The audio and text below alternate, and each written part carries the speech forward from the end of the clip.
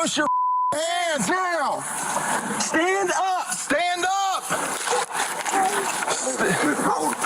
Stand up. Stand up now. Stand up. Stand the up. The stage and air clear is going to go ahead and fly whenever any units can inside. Get your hands out here. Cover 21. Send the air. There's guys can confirm that there's people that need first aid, and that's the shooter. He's not complying. They need to take care of the I got it. victims. They have to shoot him and shoot him. Man, I ain't trying to hurt nobody. We're completely sober. Never did drugs a day in my life. 21. Get the EMS over here.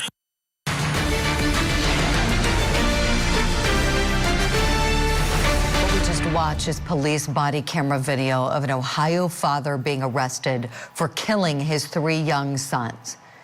Now, the 911 calls made the day of the killings have been released. Can you tell how many people have been shot? I think 2 children. Okay. All right. I need. What was That your I've seen. There's a girl running down the street saying that her stepfather is killing everyone in her family. And what did the female say to you? And she says that her stepfather is killing everybody in her house. I did. I'm on the phone with them right now. Did she say how or what was happening? I asked her to get in the car with me, and she said she couldn't leave her family. Oh my gosh. 32-year-old Chad Doerman admitted to the slayings and will be in court next week for his preliminary hearing. Prosecutors say that Doerman planned out the execution-style murders of his 3, 4, and 7-year-old sons for months. This was the man that every day they woke up looking to for protection, love, guidance in all things. Man they trust more than any other person on earth. Person they rely upon to keep them safe from harm.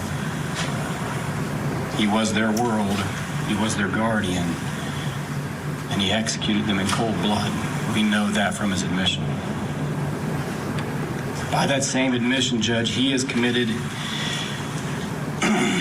one of the most monstrous, craven, cowardly acts that will ever be our misfortune to see.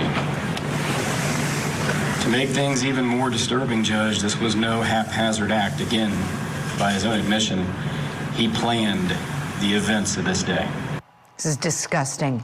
Now, all 4 Doerman children were full-time members of local baseball teams, and their death have, as you can imagine, rocked the small community in Ohio where they live, leaving their coaches reminiscing about the 3 boys who were murdered and about their sister who wants to keep playing to honor their memories.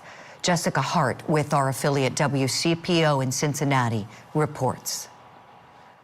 In New Richmond, Ohio, it's that small town feel. the people who live here feel each other's pain. They're always there wrapping their arms around everyone when there's a tragedy. Tragedy hit the small town last week. 32-year-old Chad Doerman confessed to killing his 3 sons, aged 3, 4, and 7. And they're just devastated, you know, and they're trying to heal, but that's going to be a very long process. For the 2 eldest boys and their older sister, these fields felt like a second home. He just like hitting. Tony Brock coached the 4-year-old in T-ball. Number 7, he was a funny kid. He always liked to joke around, kind of like his older brother. He would always, give you dirty looks. We'd play little games. Messing around like his big brother. There would be times where in the middle of the game, in between pitches, he'd pick up a little bit of dirt and throw it at the umpire.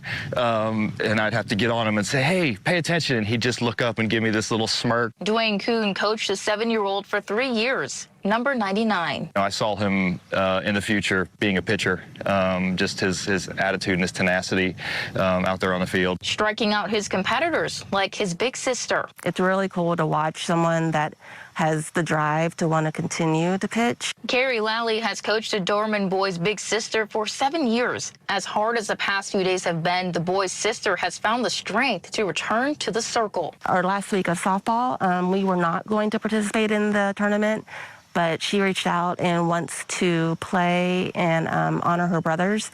So we're making it happen, and we will be playing in the tournament this weekend. Playing for her 3 brothers as they watch from above. Oh my gosh, how heartbreaking. Let's talk some more about this case. Now I want to bring back in my guests to chat with me, criminal defense attorney Greg Isaacs and former special agent with the Department of Homeland Security, Dr. Jason Piccolo. I think one of the most disgusting facts about this, and one very helpful fact for prosecutors, is that one of the boys tried to get away and Chad Doerman brought him back. Let's listen to the chief prosecutor in the county talking about this. We know that one of the boys was able to flee into a field near the home.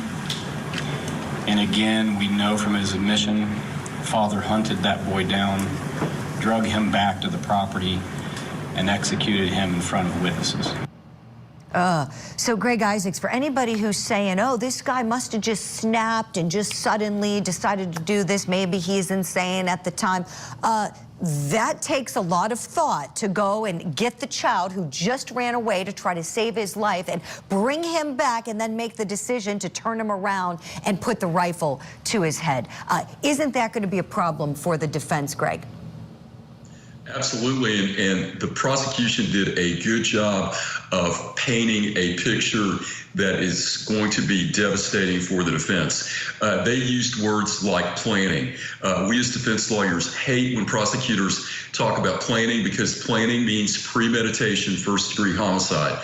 The fact that he focused on bringing one of the children back really flies in the face of a potential insanity defense, whether he was suffering from a mental disease or defect. So he could not control his conduct to the requirements of the law. That has to be substantial. So you want to prove that this individual had control through this very horrific episode. But the prosecution, while talking about the heinous nature of this triple homicide, also was laying the framework for premeditation, laying the framework to debunk future insanity defense. So it'll be interesting how this plays out. But if I was a defense lawyer, I would be on the phone with experts as we speak. Excellent analysis from you, Greg. Thank you kindly for that. I've got a clip from the middle school counselor who knows the surviving daughter talking about what she's going to be going through. Take a listen. She's full of life, and I just can't imagine the trauma and everything that she's going to have to work through in these next few weeks, months, years. Oh my gosh, the poor daughter, and then the mother too, who's a victim in this to a degree. We know that she was shot in the hand. Dr. Jason, I have so many questions about this, because if she was present, wasn't she able to rescue them even further or do something to try to, she must have intervened to a degree, right, if she shot in the hand. I'm so curious where she was physically, how this was able to happen with her on the premises. You know, fear. You know, when you're dealing with a firearm, you have no idea what's going to happen to you. I know me as a parent, if something happened to my children in front of me, I would do everything I can to protect them. But you never know what's going to happen when a firearm is pointed at you and your life is at stake. So I don't know. I mean, this is a tough one. She does have what appears to be a defensive wound where she's trying to stop a bullet. But how do you know, when he goes and retrieves another child to kill them, how is she not involved there? So I don't understand how this is going to go down. That's exactly what I'm wondering. And there's not a lot of information about her. I've been looking and scouring and trying to find anything in the way of reporting on this. And perhaps we'll get some information on Monday, because on Monday, this guy has his preliminary hearing. He's being held on $20 million bond. And next week, 1 p.m. Eastern is the time. Ohio does allow cameras in court, which is fantastic. And Ohio also still is a death penalty state, although there have been some attempts to abolish the death penalty there. Nothing has been successful as of yet, and prosecutors have been asked, but they're not committing as to whether or not they're going to seek it here. But I would say this is certainly a case ripe for that.